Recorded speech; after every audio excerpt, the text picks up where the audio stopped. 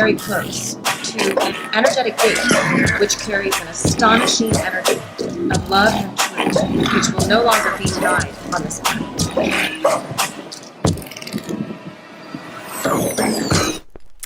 Welcome back to True Reality TV, and this is Inside LoveHasWon, episode 12, I think. Okay, so Robin tells mom, right, this in 2017, he's gonna gather the team, okay? He's gonna gather the archangels, those of the 144,000 that are ready or somewhat ready. Like, basically, he's going to get her team there no matter what it takes. And he's going to get the vessel there that can ultimately hold these father energies, take on the Lucifer energies. Because at this point, that's kind of what's happening, right? Mom kind of gets that understanding in like 2014, 2015 about the Lucifer energy. Like, before that, she really wasn't like aware of that. And this is part of the ego dissolvement. Like, up until this point, pretty much, like, no matter who has come to mom, right? And like I said, there was like hundreds of people that kind of came in and out of her field over those years, like people who would come and stay with her, and maybe they lasted like a month or 2 months or less, right? So what was happening was there was nobody who was basically able to go through the full training that mom had to give, right? So nobody had yet transformed the ego. Like, there was no ego death that had occurred with anybody.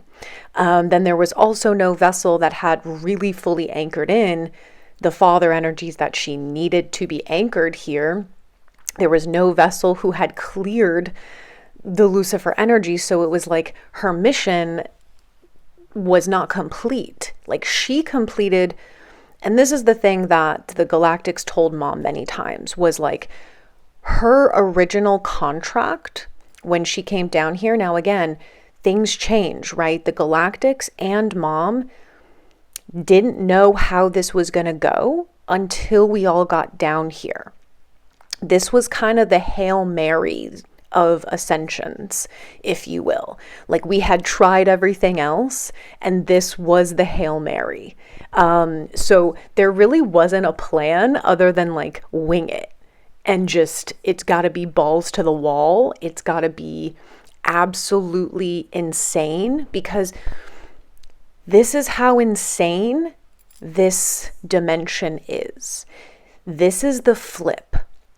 So when people watch the doc, right? They see mom, they see us, they're like, this is insane, this is crazy, these people are mentally ill. Like, but the flip of that is that those in the mind, in this matrix system, who believe that all of this is real, all of this is normal, that is who is insane.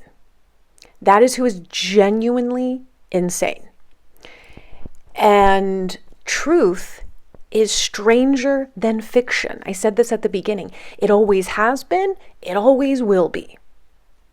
There's a reason why true stories, right? Like, when they do true story documentaries and true story movies and things like that, they're more interesting most of the time than the stories that the ego comes up with, which are fucking boring. It's the same story told 1,000 times, just shuffling out the characters, changing up the scenery. It's like, none of this is true reality. The mind, the matrix, this linear, logical, material world that we live in, it's real to a certain extent because we're experiencing it. But this is not true reality. You are perceiving less than 5% of all energy in existence. So people in the mind, your perception is this. compared to what is. So yeah, things outside of your perception, your ability to perceive and understand and digest is going to seem a little crazy, a little out there, but that doesn't mean that you're right and everyone else is wrong. It simply means you can't perceive it. And so mom knew that coming in because she had the research from the Greys. She saw what was happening to humanity, why we were unable to wake up, why we were unable to break out of this programming, this amnesia, this manipulation.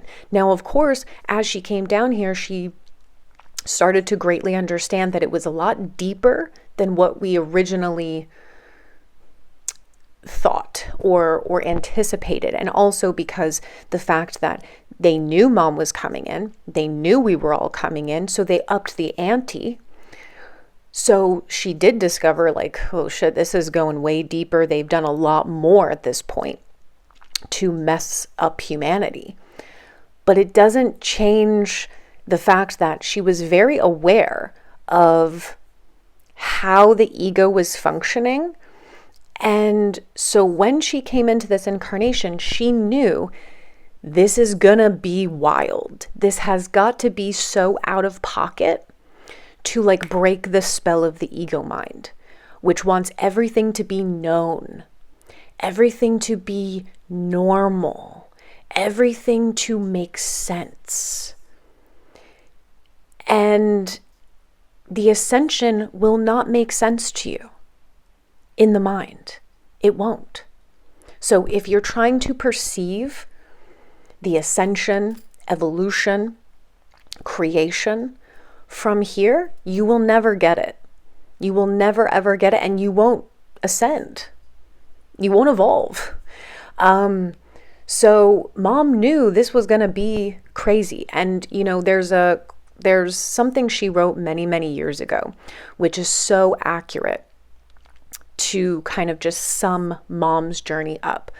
And she wrote, I came here for the hearts, not the minds. And so those who found her, those who connect with her, or even those who, you know, maybe don't understand, but they feel something, they resonate with something, they are perceiving it from the heart. She didn't come here for the minds. So those who have all the judgments and the lower perceptions, and everyone thinks they've got it all figured out. They know everything, they're right, they got it all figured out in their judgments, sitting on their ivory towers. She didn't come here for you. So if it's not for you, it's not for you. And mission was not for everybody. It is our experience, our story, and this is our journey. So you don't have to like it. You don't have to get it. You don't even have to understand it. It's for those who do understand. It's for those who do feel something. It's for those that get it. So the Lucifer experiment begins. So basically, like I said, between January and March of 2018 is when most of the team found mom, but I shouldn't even say that. I think that's really when most of the team was getting pulled to mission. So for instance, like I found LoveHasWon in the summer of 2016. And I read the website every day, was doing my own research, you know, was diving into it for a good year and a half before I ever even booked a session, which the first session I had was, I think, in December of 2017, right after Faith arrived. And then the next session was in February of 2018, which was around the same time when Hope started doing sessions with Faith. I believe that's when Elle was doing sessions with them. Now, Buddha actually found mom like 10 years prior to that, when she was running all these Facebook groups where she was posting her messages and her channeling. So he actually followed her back then, but then refound her in February of 2018. And of course, Jason, aka Father God, found her around that time as well. So he became the vessel that was going to be able to house these two energies, right? So most of the team starts arriving between February and March of 2018. So at that time, there was a lot of other people there at that time. Like there was probably like, I want to say like 20 people who had kind of found mom during that time and were actually with her in physicality. Now, most of those people, you know, were there for a very short period of time, weeks, and then left. But so pretty much in March is when this began. So, you know, Elle and Buddha arrive on the same day. So does Jason. Elle actually picks him up from Vegas. Hope arrives like a day later after that. Mother Mary, who was also there around that time. Now, she also found mom about 10 years before that when mom was running the Galactic Free Press with Amaranth and Will. And she was actually a co-writer on the website. So Mother Mary's been with her for a very long time, but this was just the moment that she arrived, right? So it's, again, it's like, is it a coincidence? You can call it that. But it was definitely divinely guided that we were all kind of to arrive at this time. So I don't get there till May. But when Jason, Buddha, Elle, Hope get there, Mother Mary's there, all of that, right? What starts happening is, like FM said in the doc, he was anchoring in the father energies for those previous 6 months. Mom did not yet know about the father of the multiverse energies. This was a completely new, like, information for her. So before they arrive, that's when FM says to mom, like, I feel there's another father essence out there. He's very intuitive. He picked it up. So when Jason arrived and they felt that father energy come in, they both were like, okay, that's who is coming in to anchor this in. And that's when mom received the information of, like, FM was carrying father of the multiverse energies rather than the father of creation energies. And those are very different, like I said, because father of the multiverse is a much younger essence, right? He wasn't created until much later. So he also carries this kind of like inner child type of essence, which FM definitely has. So mom's like, okay, we got to go balls to the wall. We got to start anchoring in this essence, right? Well, what happened is the Lucifer energies came in. Hot, heavy, intense. And the galactics during this period of time, from what mom has shared, is they had to take a step back.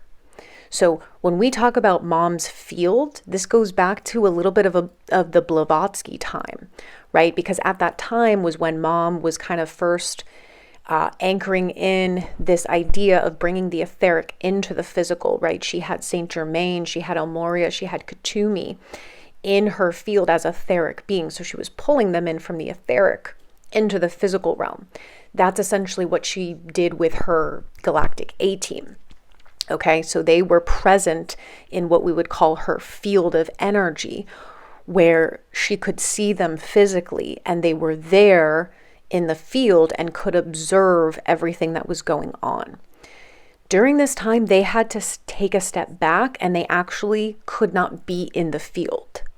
So she could still communicate with them, but they were not present in the field. And because the Lucifer energies were too dense, as I said before, it is what encapsulates darkness. It's unconsciousness. It's lack of love, lack of light. It's just simply unconscious. And I don't know that Mom or the Galactics knew what this was going to look like. But yeah, it was crazy because he's having to transform this energy that has not come into a vessel before. And yeah, shit was wild. The Galactics had to pull back. It was too much for them. They could not be present in the field. And that went on for about 2 months. Now, during this time, well, the Lucifer experiment was really went on for like 2 years. But anyway, that's but those 2 months were particularly wild. Now, during that time as well, this is when Mom starts transforming collective energy. So up until this point, yes, she has always been transforming the pain and suffering of humanity. That was part of her contract. She was always transforming energies that were around her as well, right? She got, like I shared that story when back at the White Eagle in Crestone, she first started kind of experiencing density around her and how that affected her, and her having to process that and transmute that. Over the course of her journey, of course, she's taking in more energy, but a lot of that was in her area, whoever's in her field, the location that she's at, right? So she was always processing kind of the etheric energies coming in. She's also processing the density. This is the first time where she starts taking on all of humanity's density. And this was an unknown side effect of the Lucifer energies being brought in. Basically, it was the entire collective unconsciousness was brought to her through this vessel. So, if that makes sense, because at this point, right, Mom's realizing she's already learned up until this point, it's not enough for her to just tell everyone, hey, here's the problem, it's the ego. That wasn't working. She'd been doing etheric surgery since 2014. That clearly was not enough. No one person had been able to actually go through the ego death process, to actually break out of their own programming. Mom's taking on collective pain and suffering, transforming those experiences. Mom's putting out constant information. It wasn't enough. So basically, at this point again, it's a Hail Mary. It's like, okay, what else can I do? And it was to bring all of humanity's unconsciousness, all of the ego programming to her directly. So she could see it, she could point it out, she could but put the ego through its death, right? Put all of us who basically were the volunteers for the collective to go through this ego death process, to go through this accelerated transformation process for the whole. And so in a way, the entire collective unconsciousness gets brought to Mom to process and transform. This is when she starts taking on planetary density. So this is when everything hits her. Her body, this is the beginning of what would be the ultimate decline. Now again, Mom knew that this was going to happen eventually. She just didn't know when or how it was going to look or how it was going to play out. And there's a reason why when she got the downloads for the first contact ground crew team years before, she would also use the phrase, the first contact medical ground crew team, because she understood that her as Mother Earth, and then her as Mother God, and then her as Mother of all creation, she was the vessel taking on all of this processing, all of this transmuting. So she was going to need healers, not 3D healers, 5D healers. Mom was very aware, okay, that nothing in this third dimensional reality was going to heal her, okay? It wasn't going to happen because she's dealing in the realm of energy. She's dealing in the realm of, she's the first physical vessel to go through the physical ascension process, taking on more transformation, 1,000,000 times more than she was originally contracted for. So she was never going to heal down here. That was never going to happen. What she needed was for a team to be able to take on the transformation with her, enough to buffer it so that she could complete the mission and that she could ascend. That is what the contract was. So this starts happening. This is when the pain started to come in. And this was representative of the density of humanity. Okay. So I arrive in May. At this point, pretty much a bunch of people leave. I don't know if that was product of me or whatever, but there was a lot of people there who just had no idea what was going on. So, please exit because this is a lot to take on. But it wasn't for everybody. Like I said, it was for those of us who it was for. So middle of May or so, end of May, something like that, the Galactics come through and basically are guiding Mom to go to Oregon. Now, remember, she had been to Oregon back in 2011.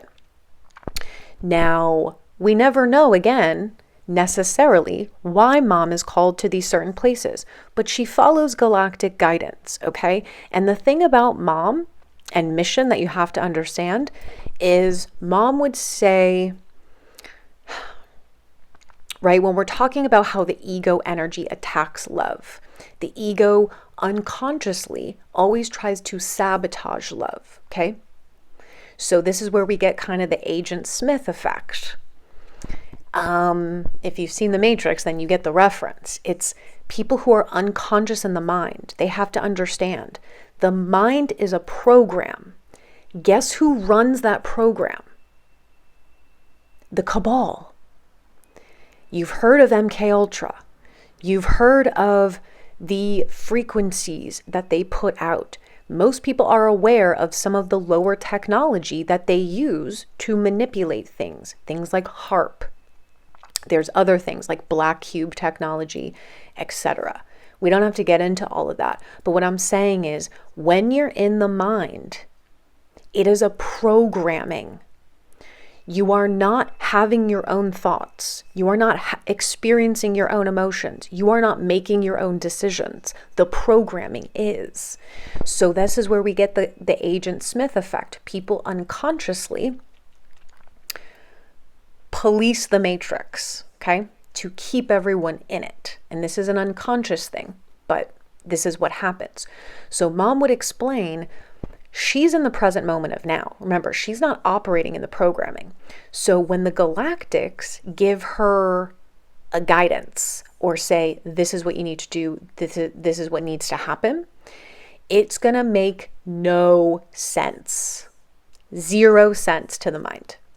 Now, the brilliance of Mom, and this is why it would so hard for people to be around her, because they can't comprehend what's going on. They can't comprehend what she's instructing or what the Galactics are saying, because we're all in the mind. This took me years to finally, at this point in my journey, even with the amount of training that I had from Mom, took so long for me to get it. Where now in hindsight, I'm like, brilliant, perfection. But you don't get it until you get it. You don't see it until you can see it.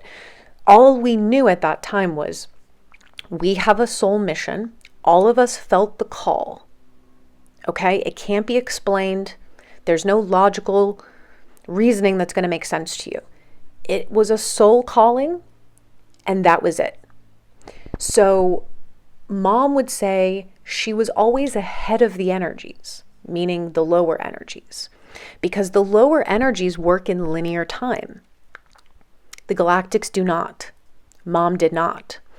So if they say, hey, you got to go to Oregon, mom's not going to sit there and ask questions like, well, why do I have to go to Oregon? And well, maybe it would be good if we left on this date, and maybe, we have to have all the plans.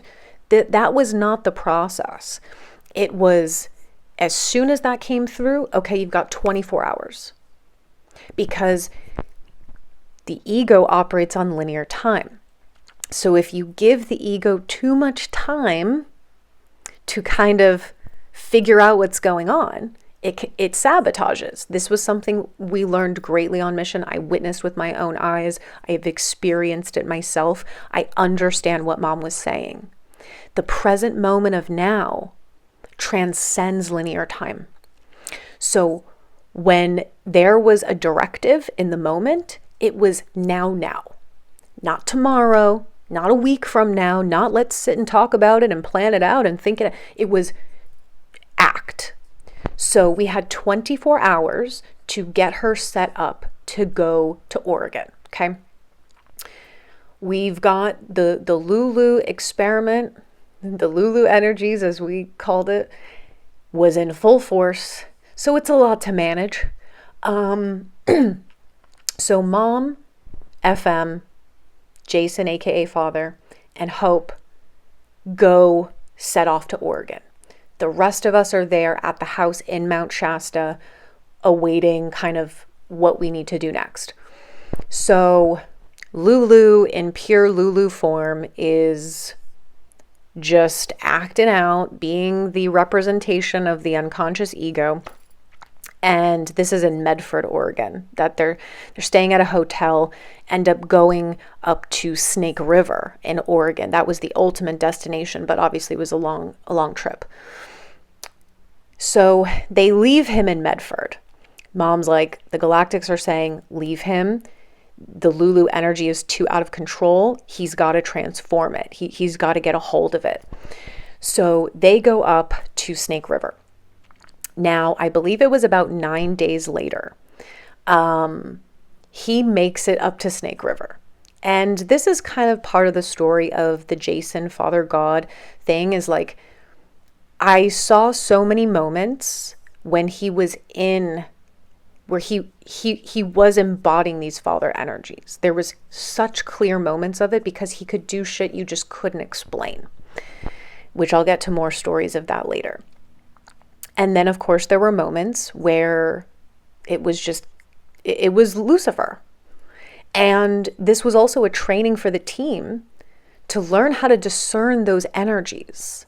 It was a great discernment and a training for all of us of how to discern between them, right? And also how to navigate them properly, right? That this was like a very fine precision, which we did not know yet, but mom did. So she was the only one who clearly knows the difference, and she always knew how to navigate it. And then she later would train us in order to do the same. So I believe the story went that he was in Oregon, they left him there, right? And so he's been homeless before, he knows how to navigate the streets, so he's fine. But he ends up somehow manifesting like $100 bill, like it just shows up on the ground. And this is stuff that he would do all the time. And then that's why it's very similar to mom, because she could manifest anything. Like, it was crazy. So he manifests that, he finds where they're at, gets up there, okay? And for the most part, and that was a big transformation for him. Now he gets up there. Now, during the midst of this, okay, during the midst of all of that crazy, mom calls us, and we're back in Mount Shasta. I think it was like 8 of us, 9 of us. There was a few people there who weren't there for long, but they were still around at the time. So she calls us and she's like, the Galactics say that you guys have to go to Crestone in 24 hours. And me personally, I kind of have this paradoxical way to my personality where I do come in my life experience. I've been a very structured, logical person. I was always a learner. I love to read. I love to research. I love to study. I'm in a way a very logical and rational person, which is a gift in moments, and in other moments it's a detriment. But the other side of me is incredibly intuitive, and I just know when I know. I can't explain it, but I have a depth of knowing that I just can't explain, I can't teach, but I have it. And when I know something to be true, and when I know that there is something that my soul, I can feel my soul is urging me to do, I do it. And so at this point, I'm obviously a little bit thrown off because I've had wild experiences in my life too. I can go with the flow. I operate well in chaos. Lived a life of chaos as well. So I'm like, okay, all right, I can adjust. I can go with the flow. Let's do this. So we have to pack up the house in Mount Shasta within 24 hours to start to head to Crestone, which this is quite a hike. This was like a 3-day kind of trip. So we start doing that. About 8 or 9 of us, we start traveling to Crestone while all this is going on up in Oregon. Now, Mom directs us to go camping where she would always camp in Crestone. Okay, so we go camping in Crestone. We camped for probably about 6 weeks, I would say. But within that time, we're also having wild experiences in Crestone. So this is my first time ever going to Crestone. This is my first time camping, frankly. But I'm starting to experience like these magical synchronistic events. Like basically when we the team, you'll often hear use the phrase like, you can't make this shit up. You couldn't make this shit up. The people that would randomly come and talk to us, the random pieces of the puzzle, like I told you guys the story of the medicine wheel and finding that was all happening while we were camping in Crestone. Now, fast forward a little bit so they are up there, they're staying in this cute little, kind of like a mobile home kind of thing, but it's right near the lake. Mom is actually having a great time. But during this time, Robin tells Mom, your body is about 90% infected with density. Because remember, she had started taking on the planetary density. And Mom at the time did not know what this really meant, but she was like, oh, fuck. So she's starting to experience intense pain.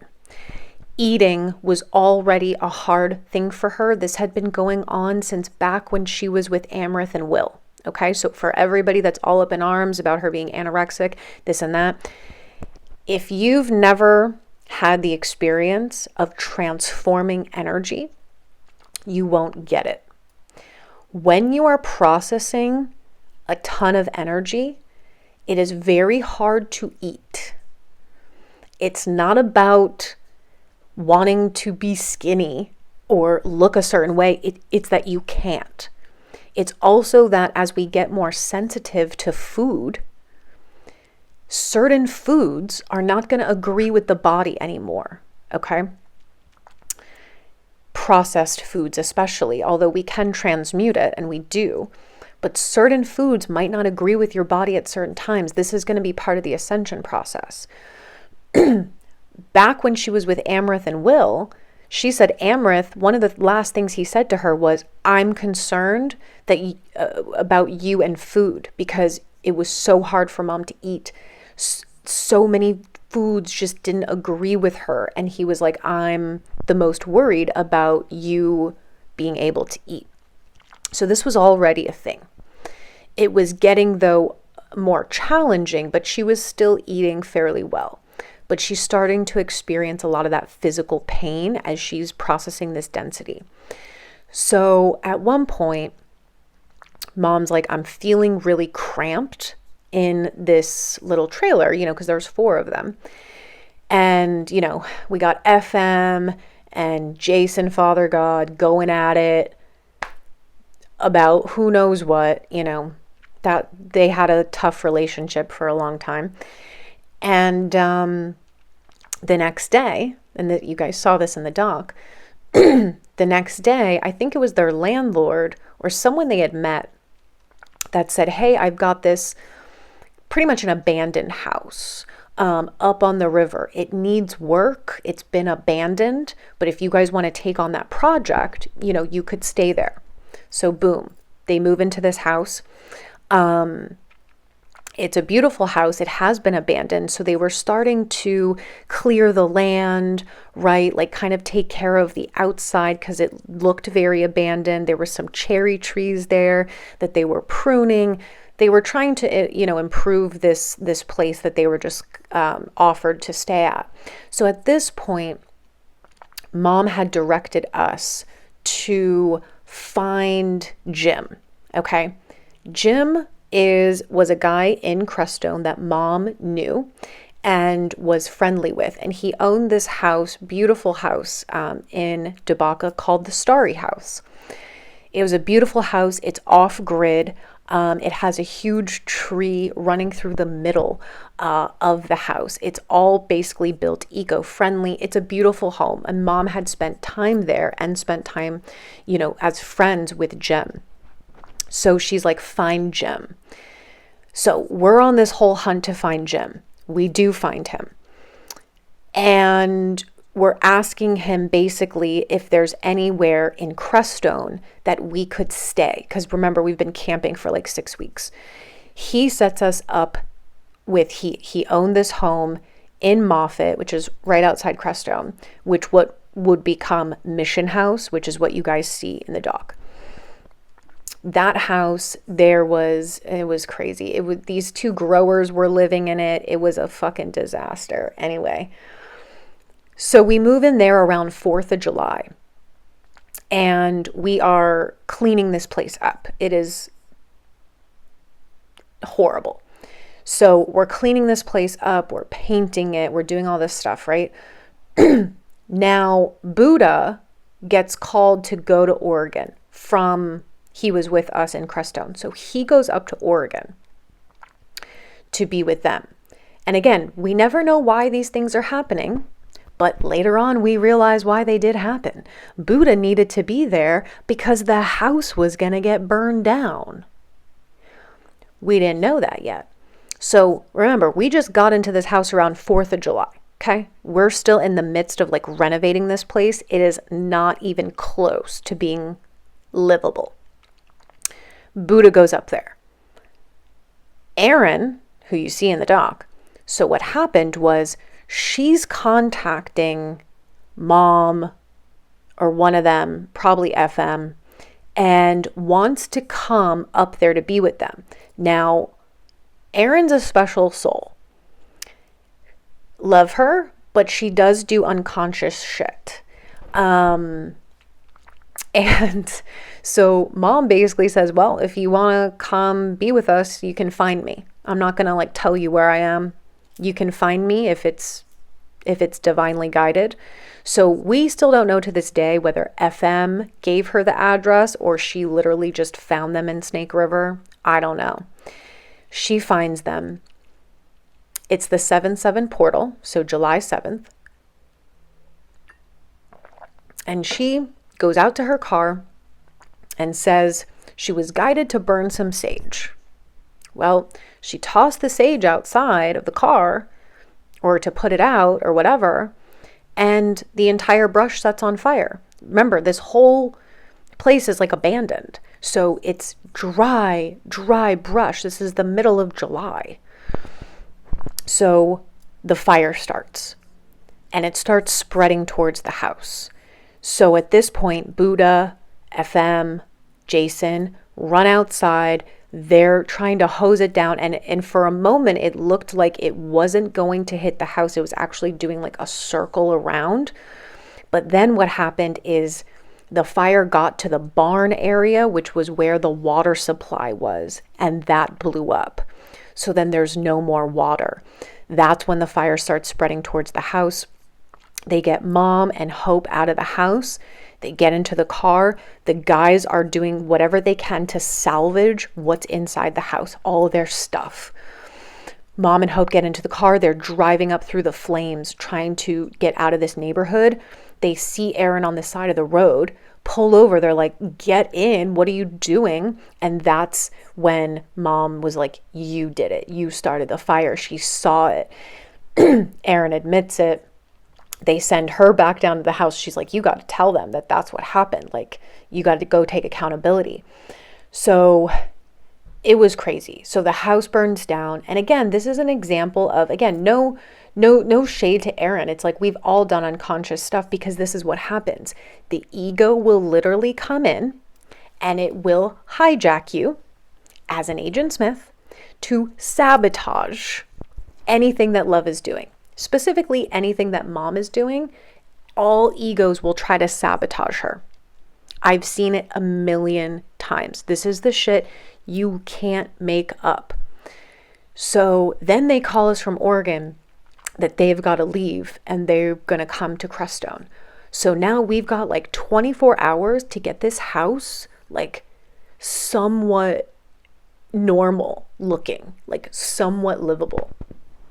So we go into a frenzy, renovating, painting, doing whatever we can do to make it set up, right? So they get there like probably 2 days later. And this is when also there starts to be more and more people joining us. And this is when things get more and more chaotic, because we're already dealing with the Lucifer energies. Mom's also dealing with the fact that all of us have tons of ego programming.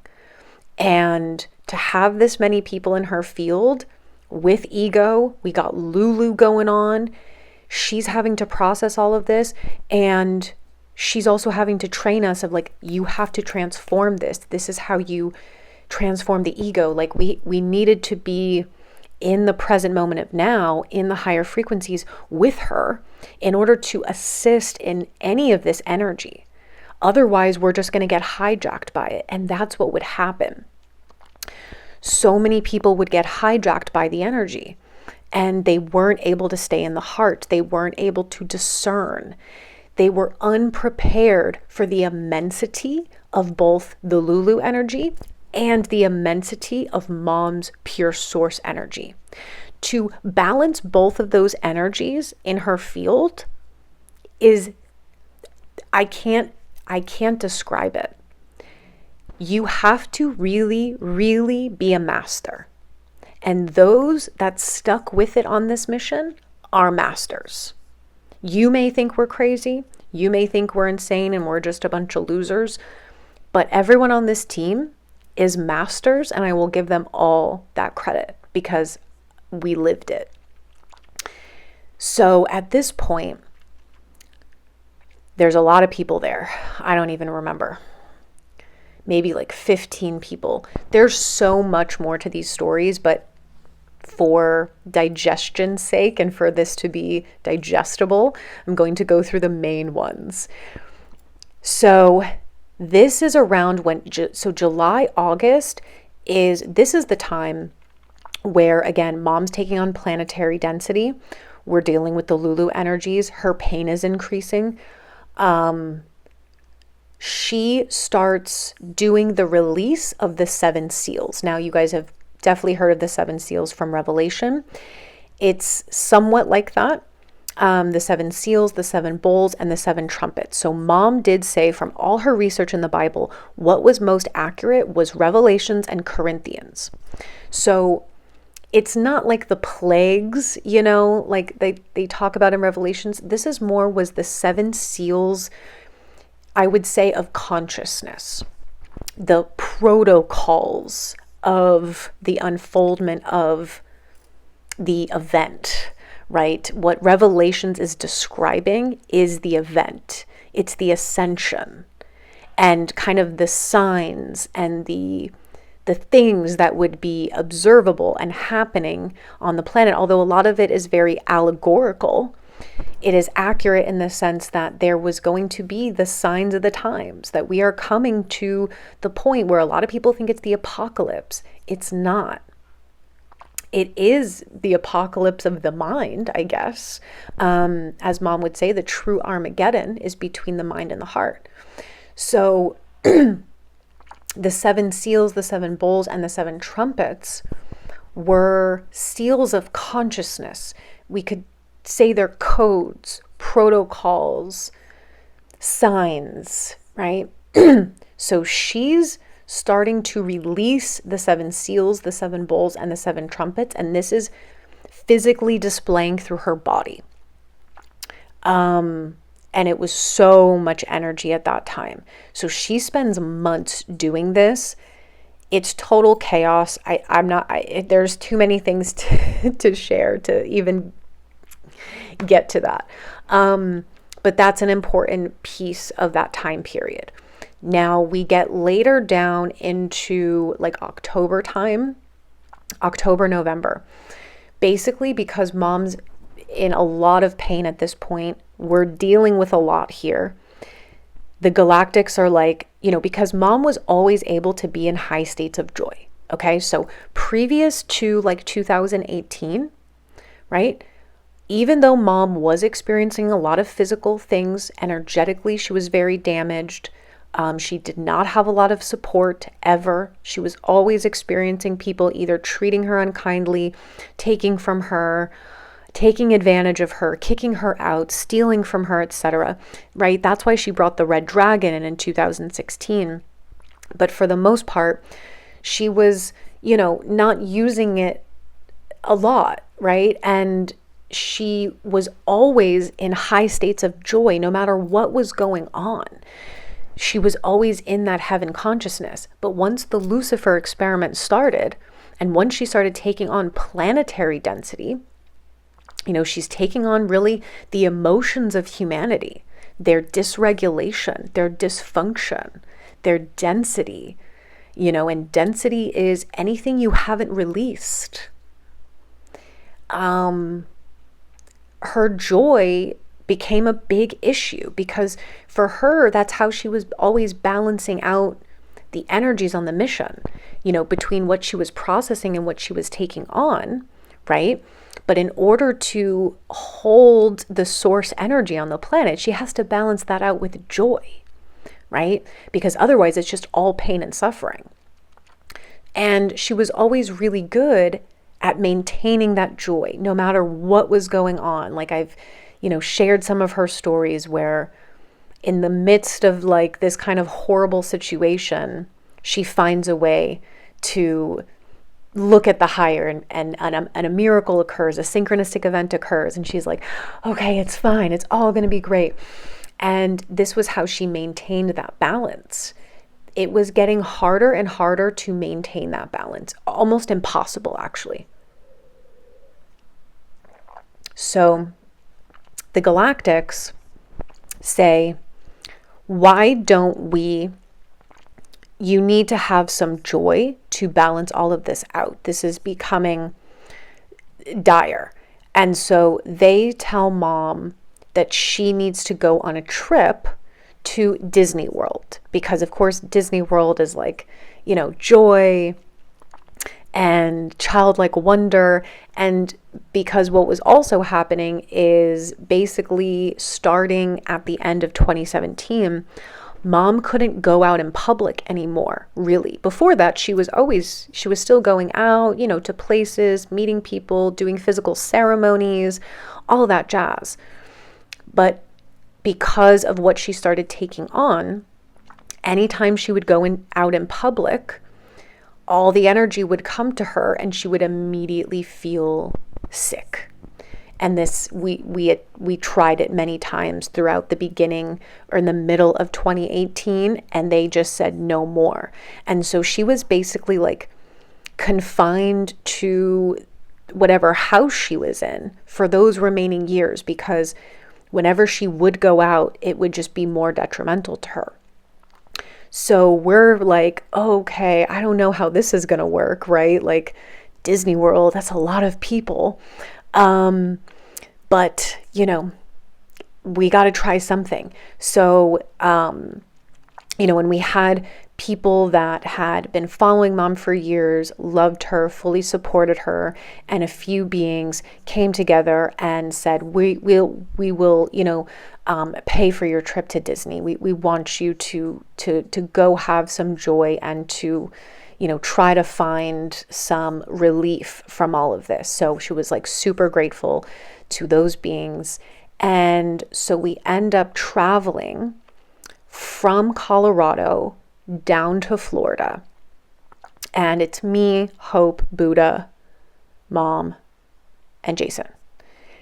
And this was just a wild trip in general, like traveling that far. Mom was not doing well in the car at the time. And I will tell you a story of the energy and like how this would play out. So I remember that, and again, this was the first time that Mom's traveling after coming to the understanding that she's taking on this planetary density. So we are kind of like unaware of how this is going to go. And all of the energy, and Mom would always tell us, like, the ego wants to oppose everything I do. The ego wants to take us out. And this is the first time I experienced that, like, directly. So Buddha is driving in front of us with Mom and Jason. Me and Hope are in the car behind.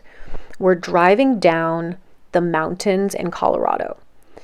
It is snowing, and we're driving, and this energy just starts hitting us. Like, the only way I can describe it is that if you like imagine, like, when you suddenly get tired out of nowhere, and we weren't tired. Like, this was bright and early in the morning. We just had coffee. We're ready to go. Like, we're prepared for like a long day of travel.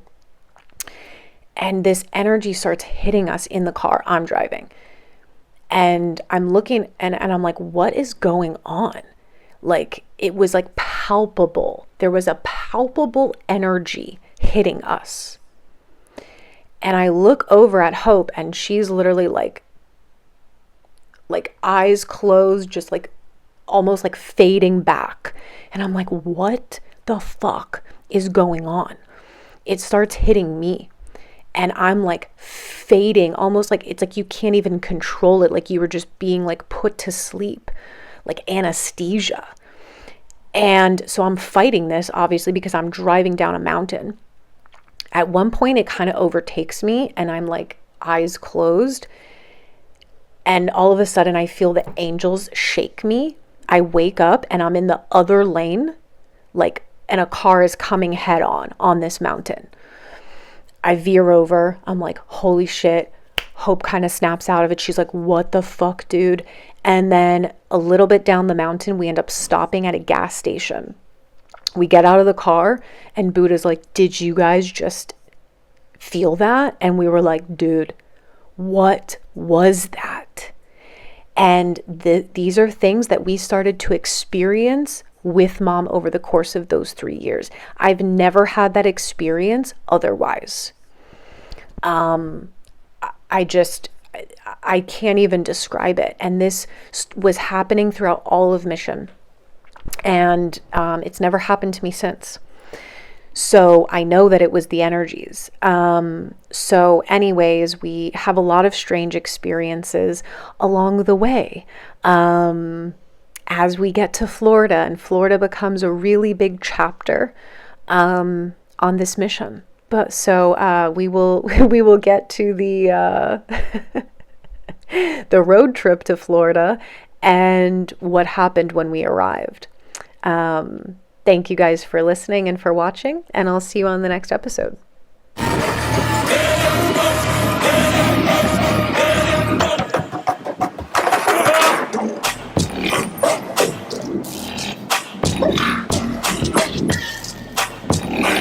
We are very close to an energetic gate which carries an astonishing energy of love and truth, which will no longer be denied on this planet.